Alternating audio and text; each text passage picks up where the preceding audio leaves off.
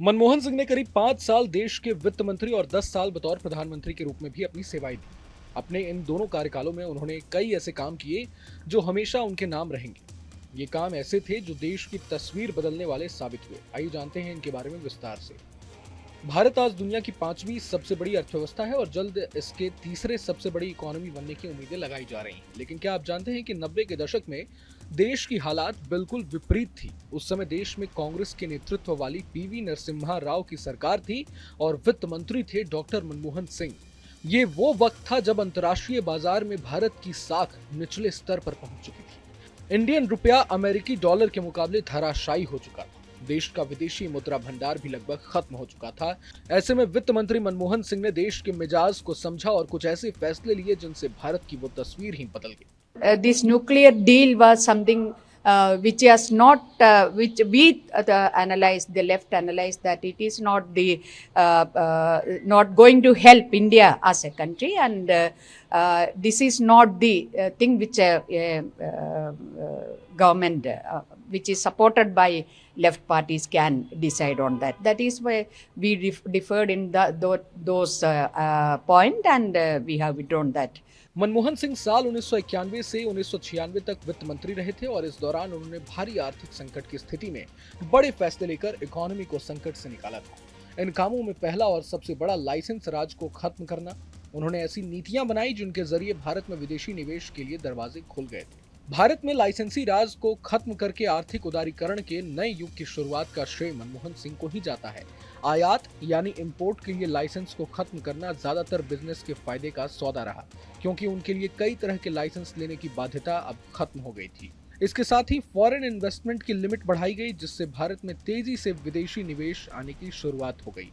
आज देश में जो विदेशी कंपनियां अपना बड़ा कारोबार कर रही हैं, वो मनमोहन सिंह की ही देन है। उन्होंने कॉर्पोरेट टैक्स से लेकर इंपोर्ट ड्यूटी में कटौती समेत अन्य कई बड़े फैसले उस समय लिए थे। डॉक्टर मनमोहन सिंह के बड़े फैसलों में अगला और अहम है साल 2008 में हुई Bharat America nuclear deal. Manmohan Singh को इस डील के लिए यूपीए गठबंधन सरकार के सहयोगी लेफ्ट दलों का कड़ा विरोध झेलना पड़ा, लेकिन उन्होंने भारत अमेरिका असैन्य परमाणु समझौते को आगे बढ़ाने का फैसला किया।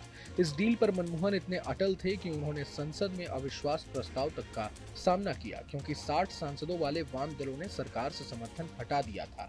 लेकिन मनमोहन ने संसद में बहुमत साबित किया और आखिरकार अमेरिका से ये ऐतिहासिक समझौता हुआ। देश जब बड़े संकट में था, उस वक्त देश के वह वित्त मंत्री बने और ऐसे वित्त मंत्री जो माना जाता है कि भारत में उदारीकरण या भारत की दूसरी नई आर्थिक आजादी के जो शिल्पकार लोग रहे, उनमें से एक।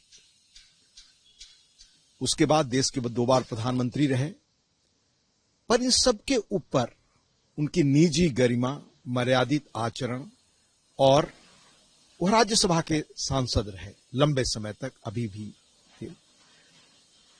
सदन में किस तरह श्रेष्ठ आचरण एक इतने गुण संपन्न प्रतिभाशाली व्यक्ति, दूरदर्शी राजनेता का हो सकता है, यह हमें आज सीखना चाहिए।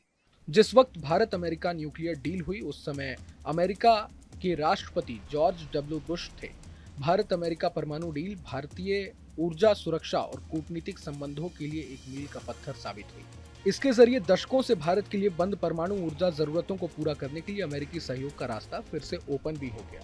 मनमोहन सिंह के कार्यकाल के दौरान ही आधार कार्ड अस्तित्व में आया और ये दिवंगत पूर्व पीएम की सबसे बड़ी उपलब्धियों में एक बना। गौरतलब है कि आधार कार्ड आज के समय में हर भारतीय की न केवल पहचान बन गया है, बल्कि तमाम फाइनेंशियल कामों के लिए भी सबसे महत्वपूर्ण डॉक्यूमेंट हो गया है। जनवरी 2009 में देश के निवासियों को विशिष्ट पहचान प्रदान करने, विभिन्न सेवाओं तक पहुंच को सुविधाजनक बनाने के लिए आधार कार्ड योजना की शुरुआत की गई थी। बहरहाल पूरे मसले को लेकर आप क्या सोचते हैं, हमें कमेंट बॉक्स में जरूर बताएं। अगर आपको ये वीडियो पसंद आया तो लाइक करें और चैनल को सब्सक्राइब करें। वहीं तमाम बड़ी खबरों के लिए देखते रहें न्यूज नेशन।